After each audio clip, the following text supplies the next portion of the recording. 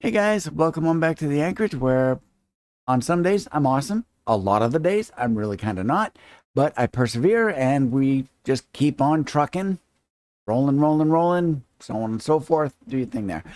I'd like to get the ball rolling on getting my home server, home lab running, stuff like that. So we're going to go on a little journey. This is my journey.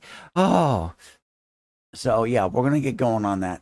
So we're going to start off this initial piece of it as well, we're going to install Docker on it. So we're going to do that today on PyQuest.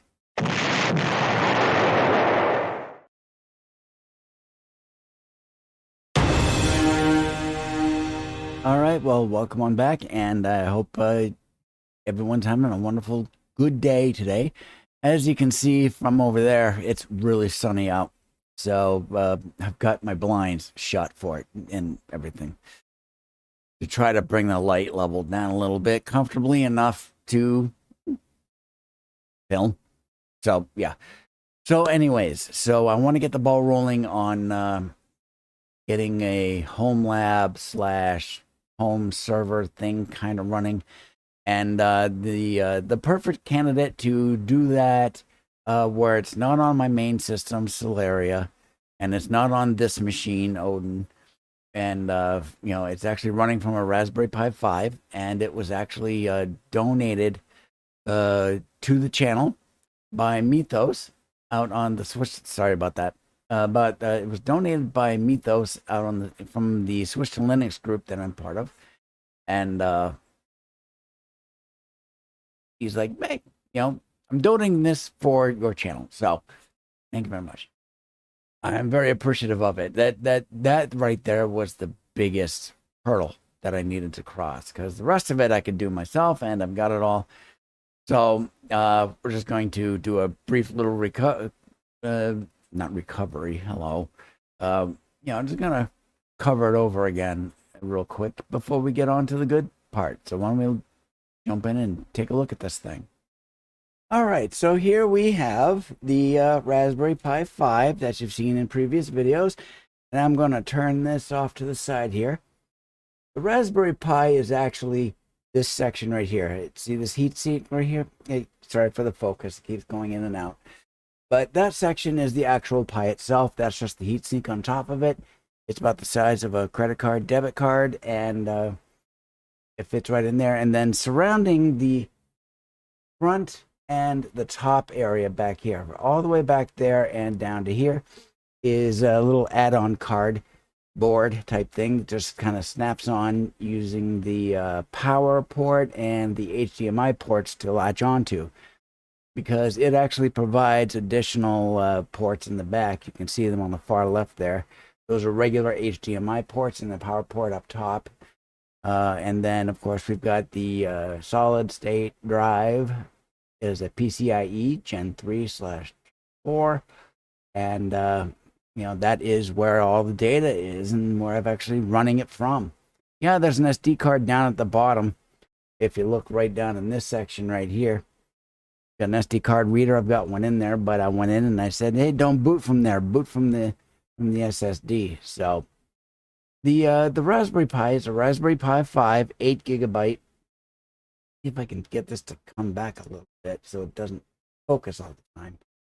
And that was donated to me by Mythos. And there's I bought the case, I bought the solid state drive, and I put it all together in my previous videos that you've seen. The case came with a daughter board. You can see it right here, connected to the GPIO, which is the general purpose input and output. And it does actually get used to power the case fans that Unicorn Vomit there onto the back and very up top on right here, and things of that sort. And so this is what I'm going to be using to try to get my home lab slash home server up and running with. So there we go. Okay, so it is now the next day. So I was busy yesterday. So and today is going to be pretty busy as well, so I can only really do something really quick, and I've got that here. So here I've got that Raspberry Pi 5. Got it in its case. So one of the things that I do is for the channel is whenever I do a computer-like project or a project craft type of thing, like for the Craft Quest videos, if you've purchased a computer from a big box store, you know, whether it be Best Buy, Walmart, Newegg, you know, those SI system integrators, you know, stuff like that. You get the computer, and of course, it's got all these nasty little stickers on it. You know, it talks about, you know, oh, it's got Windows, and it's got this, and it's got an NVIDIA this, and AMD that. And, you know, so I'm like, all right, why don't I jump in on that and be annoying as well? So I actually went on to Etsy at the beginning of the history of the channel, so, you know, 5 years ago. And sorry about that. And I found a guy that can make these little things. These are badges, essentially. They're stickers and stuff like that. But this one is not a sticker. Well, it's a sticker, but it's not thin like a sticker. It's actually a piece of plastic. And this is the little guy right here. I'll see if I can hold it up there. If we can get... It's got the logo of the channel when it was started, and it's got the anchorage down below. And it actually has the word "the" with T-H-E, not T-E-H. And, you know, that was when I started the channel, stuff like that.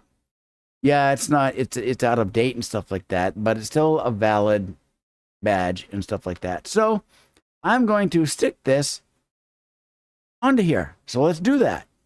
Okay, so I've gone ahead and did it, and I did it more or less off camera. I did it on my second camera right here in front of me, but I didn't do what I needed to in OBS. So that clip is gone. So all I've got is the end result. And here we have it. So as we can see right here, I've got it right here in this corner, and there we go. So it has a, you know, it's about a half a millimeter thick. And it's got a piece of 3M double-sided tape to grab onto. And I just took a little piece of cleaning cloth for glasses. Just kind of rubbed the spot to get the guccas off. You know, any skin oils, things of that sort. And I placed it on there, and then I held it in place for about 5 or so seconds to allow the adhesive to kind of squish about and grab on. And there we go. So this Raspberry Pi 5 is a project, and therefore it gets one of those on it. So I'm very proud of that. So it's almost kind of like a badge of honor, if you want to call it that. So, but that's all done. So we can now move forward on getting Docker installed on this thing. So let's do that.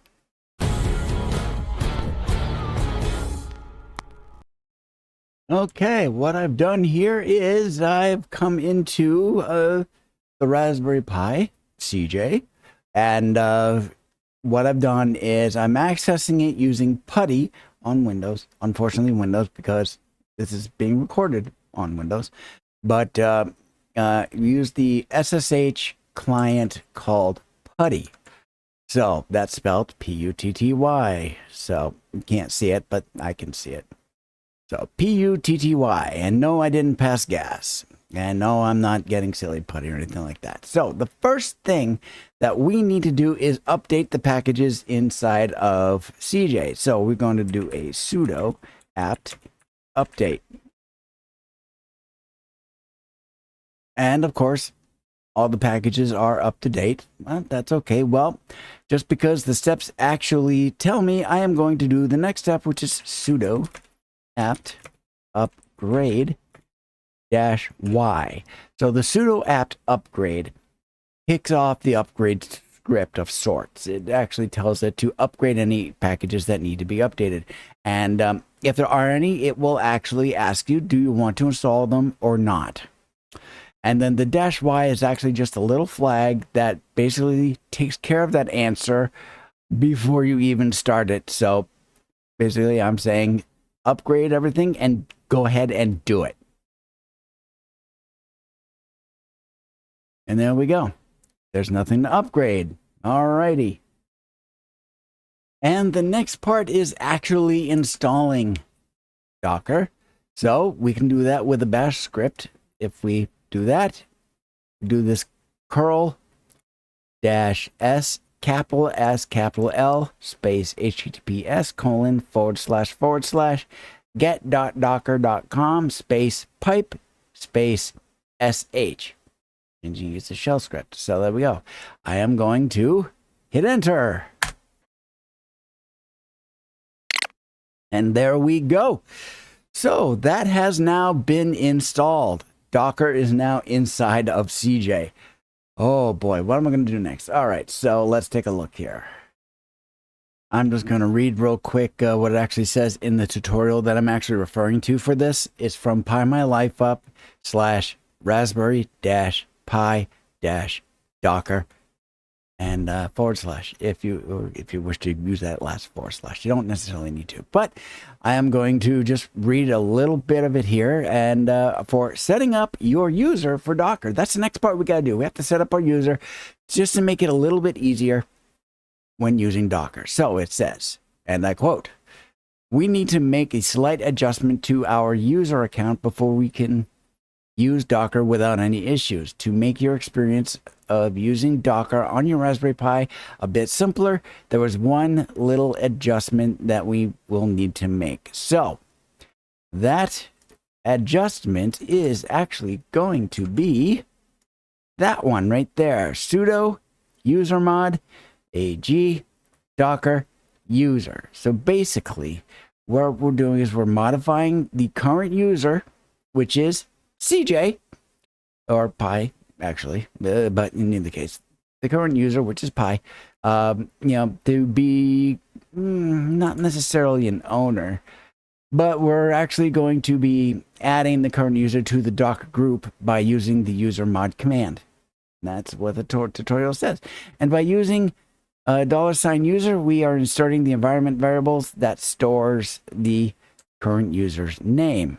So we're doing that, and that is done. Okay, now, since we made the changes to our users group, we will have to do one of two things. We can either log out, log back in, or we can just simply restart the service. So what I'm actually going to do here is I am actually going to restart CJ. So I'm going to do a sudo reboot. All right, it's all been restarted and I've got it all cleared back out. And so what we want to do at this point is we want to just double check and make sure that we are now in the actual Docker group. So I'm going to just type in the word groups, and there it is right there. We are in Docker groups. Okay, I cleared that out, and now we are actually going to test Docker to make sure that it's running all right. And basically we're going to run a script that basically is called hello world. It's basically a container. It's an example container to make sure that it's actually up and running. So we are going to go ahead and we're just going to punch in Docker run hello-world. And there it is. Now, I actually tested it already. So it actually had up in this upper area up here, it actually showed that it was downloading it, which is the actual hello world container, and putting it in there, and then it displays this exact same message. This message shows that your installation appears to be working correctly. So to generate this message, Docker took the following steps. Blah, blah, blah, blah, blah, blah, blah, blah, blah. So there we go.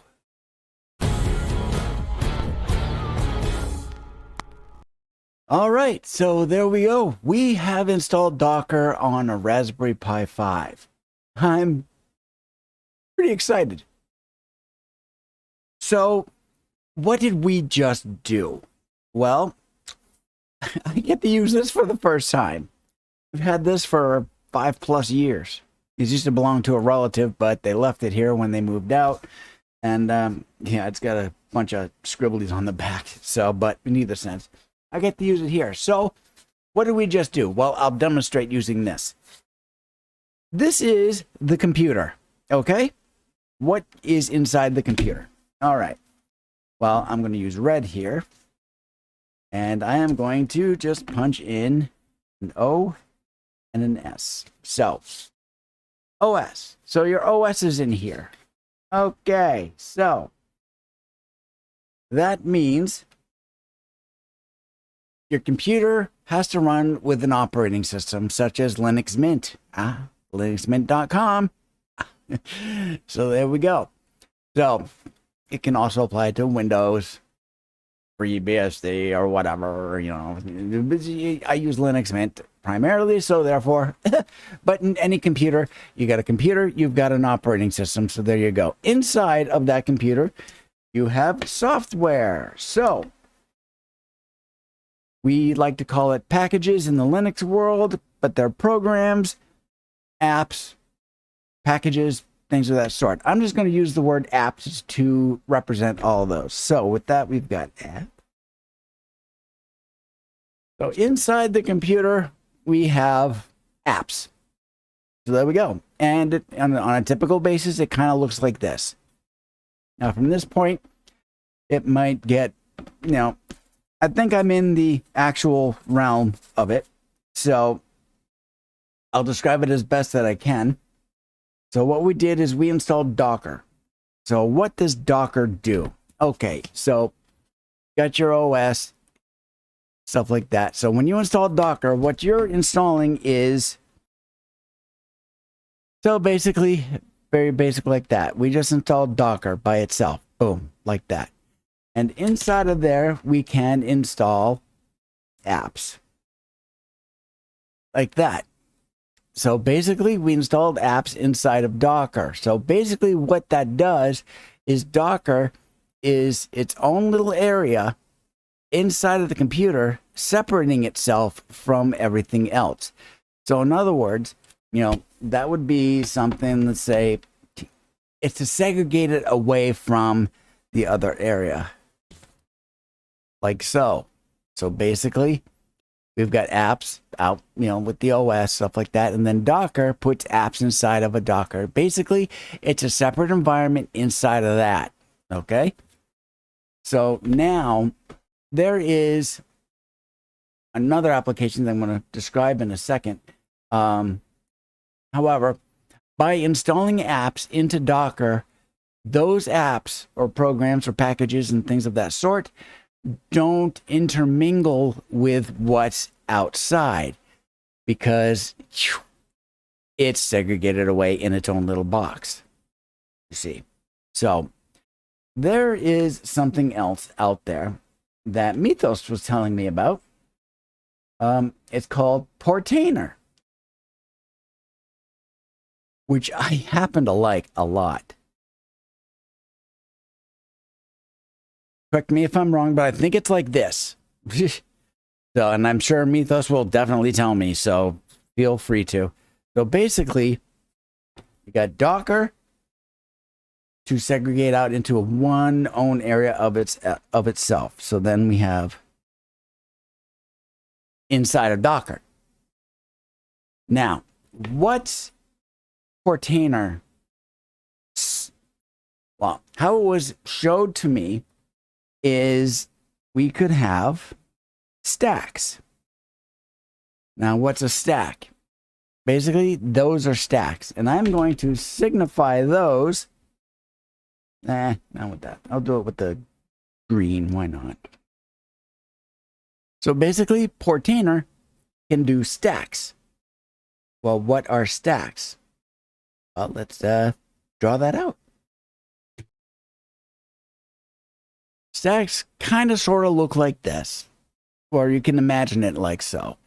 So basically you have a stack group, okay? And then you've got your apps inside of those. Basically like that. You know, it's not all that great looking, but you know, basically inside of those little 4 boxes, you got 1, 2, and 3, 1, 2, and 3, 1, and so on. So basically, Portainer does that. So you could have apps inside of stacks of apps. And when you want to update a stack, like all the software or the packages inside of a stack, how it was described to me was it will actually destroy the stack like so. And then what it does is it will rebuild the stack container of sorts. And then it will go ahead and it will 1, 2, 3. It will rebuild those apps straight up. It'll update them, rebuild them, and everything like that.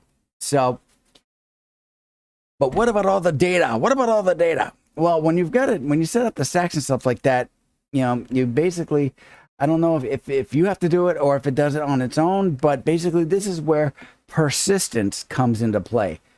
When you have persistent data, what that means is when a Portainer container gets destroyed, all those apps are destroyed, those current versions, but all the data is persistent. It's saved off to the side.